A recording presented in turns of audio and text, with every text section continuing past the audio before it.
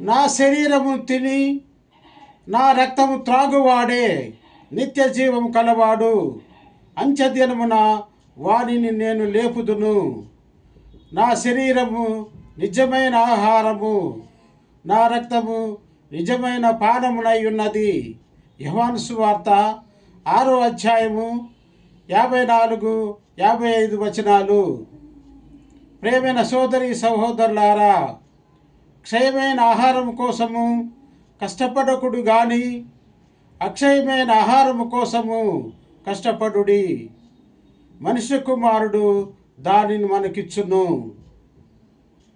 జీవాహారము నేనే అని పలికిన యేసయ్య, మీకే స్తుతి స్తోత్రములు, మీకే ఆరాధన, ఘనత, మహిమ యుగ యుగముల వరకు కలుగునుగాక.